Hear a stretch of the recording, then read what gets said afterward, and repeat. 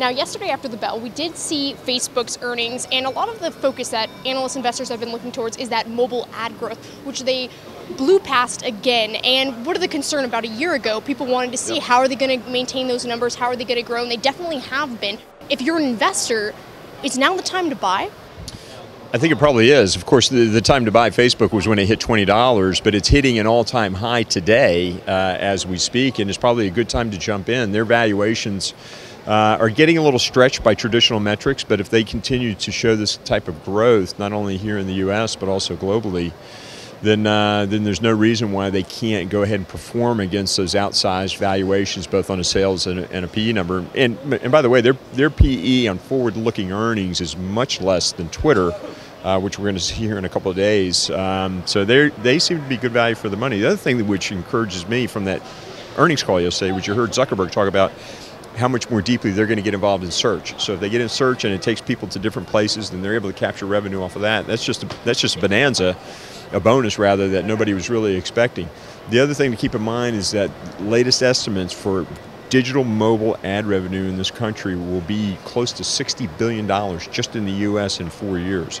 So again, Facebook's starting to capitalize on that, as are some of the other social media outlets. So they're going to continue to grow revenues, and I think quite strongly. Now, looking ahead, you did mention next week we are going to get earnings from Twitter, and this is their third report since they have been going public.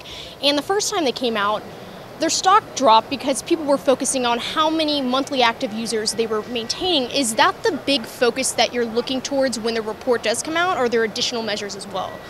Digital ad revenue again. It's going to be the same for all of these platforms, how well they're able to build services and devices for the digital community that we're now coming in. There's actually, if you go back and look at some news yesterday, there's some people saying that tablets are dead because the new phones, particularly with Apple, to mention them coming out with their new iPhone 6, all the screens are getting bigger. So why do you need to walk around with a tablet? So it's all going to be digital, mobile ad revenue that's coming out. So that's what we really want to hear from Twitter. I think people have gotten over the notion that they need to have user growth and message growth. When you saw what happened during the World Cup, where they were setting records in some of those games, it's clear that platform has taken on a new life, not only here in the U.S., but globally for a variety of things. They've also, the other interesting thing about Twitter is they bought a couple of research labs which allow digital mobile ads to hit a Twitter feed of somebody if they tweet out about a specific TV show, for example. It's really interesting technology, so that's going to increase their ad revenue going forward. So again,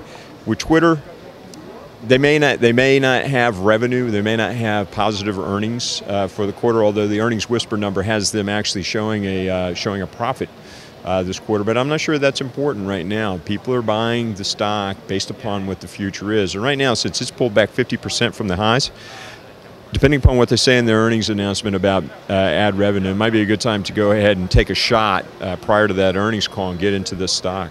And finally, also next week, next Thursday, we will be hearing from Tesla. It looks like the stock's still doing very well. What is the big focus with Tesla for you? How much are they going to invest in the business going forward? It's clear their proof of concept is well past them at this point. Their cars, in my own opinion, are absolutely beautiful. They're stunning. I was telling somebody the other day, I was walking down the street and I could hear this noise of tires on the road, but all of a sudden I turn around, you don't hear an engine, you know it's a Tesla. It's just a stunningly beautiful car, the Model S. The Model X, which will be the SUV, which will be coming out soon, and they're also building a lower priced model, which they hope to get to market in the next year or so. The real question with Tesla is how are they going to be able to grow out that infrastructure in a very quick way. They were supposed to announce plans to build a new battery plant, a $5 billion investment. There's 5 states in the southwest of the United States that are looking for that type of investment there. And they need that to really substantiate the growth. By their estimates, they're going to need to pump out about 500,000 new batteries every year. So that's what we want to see. We know that their earnings are going to be less from a year ago because they are investing in the business, but I want to see how much they're investing in the business, how much of their supercharger stations have they built, can I drive from coast to coast through a variety of channels. That's what we want to see. I think the market has gotten very comfortable that in Elon Musk we trust.